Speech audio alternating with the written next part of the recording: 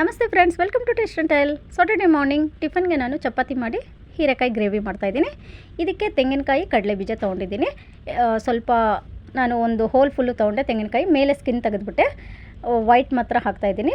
ಮತ್ತು ಕಡಲೆ ಬೀಜ ನಾನು ಒಂದು 50 ಗ್ರಾಮ್ ಕಮ್ಮಿನೇ ತೊಗೊಂಡಿದ್ದೀನಿ. ಎರಡು ಚೆನ್ನಾಗಿ ನೈಸಾಗಿ ಪೇಸ್ಟ್ ಮಾಡಿ ಇಟ್ಕೊಂಡಿದ್ದೀನಿ. ಹೀರೆಕಾಯಿ 2 ದೊಡ್ಡದು ತೊಗೊಂಡು ಸಣ್ಣದಾಗೆ ಎಲ್ಲ ಸ್ಕಿನ್ನೆಲ್ಲ ತೆಗೆದುಬಿಟ್ಟು ಸಣ್ಣದಾಗಿ ಹಚ್ಕೊಂಡು ಇಟ್ಕೊಂಡಿದ್ದೀನಿ. 2 ಈರುಳ್ಳಿ ಹಚ್ಚಿಟ್ಕೊಂಡಿದ್ದೀನಿ. ಟೊಮೆಟೊ 1. ಒಗ್ಗರಣೆಗೆ ಎಣ್ಣೆ ಹಾಕ್ಕೊಂಡು ಸಾಸಿವೆ, ಇಂಗು, ಅರಿಶಿನ, ಸೋಂಪು ಎಲ್ಲ ಹಾಕಿ ಒಗ್ಗರಣೆ ಮಾಡಿಕೊಂಡು ಆಮೇಲೆ ಈರುಳ್ಳಿ ಕರಿಬೇವು ಹಾಕ್ಕೊಂಡು ಚೆನ್ನಾಗಿ ಫ್ರೈ ಆಗಬೇಕು. ಆಮೇಲೆ 2 ಒಣಮೆಣ್ಸಿನ್ಕಾಯಿ ಹಾಕ್ಕೊಂಡೆ. ಅದು ಫ್ರೈ ಆದಮೇಲೆ ಟೊಮೆಟೊ ದೊಡ್ಡದೊಂದು ಕಟ್ ಮಾಡಿ ಹಾಕ್ಕೊಂಡಿದ್ದೀನಿ.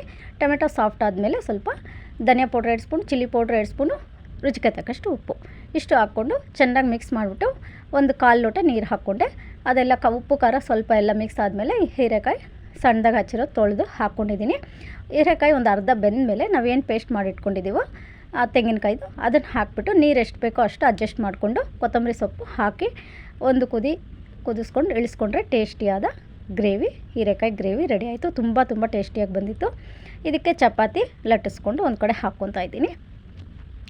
ಹರ್ಷಿತಾಗೆ ಬಾಕ್ಸ್ಗೆ ಹಾಕ್ಕೊಡ್ಬೇಕು, ಲೇಟ್ ಆಗ್ತಾಯಿದೆ ಅಂತ.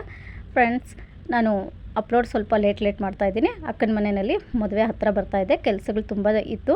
ಆದ್ದರಿಂದ ಅಲ್ಲಿ ನೋಡಿಕೊಂಡು ನಮ್ಮ ಮನೇಲಿ ನೋಡಿಕೊಂಡು ನಾನು ವಿಡಿಯೋ ಮಾಡ್ತಾಯಿರೋದು. ಅದರಿಂದ ಸ್ವಲ್ಪ ಲೇಟ್ ಆಗ್ತಾಯಿದೆ, ಸಾರಿ, ಏನೂ ತಿಳ್ಕೊಬೇಡಿ. ಸರಿ, ಚಪಾತಿ ಎಲ್ಲ ಲಟ್ಟಿಸ್ಕೊಂಡು ನಾನು ಬಾಕ್ಸ್ಗೆ ಹಾಕ್ಕೊಟ್ಟೆ. ಸರಿ, ಎಲ್ಲರೂ ಚಪಾತಿ ತಿಂದು ರೆಡಿಯಾಗಿ ಕೆಲ್ಸಕ್ಕೆ ಹೋದ್ಲು ಹರ್ಷಿತಾನು. ನಾನು ತಿಂದು ಸ್ವಲ್ಪ ಎಲ್ಲ ಗೊಂಬೆಗಳು ರೆಡಿ ಮಾಡಬೇಕಾಗಿತ್ತು.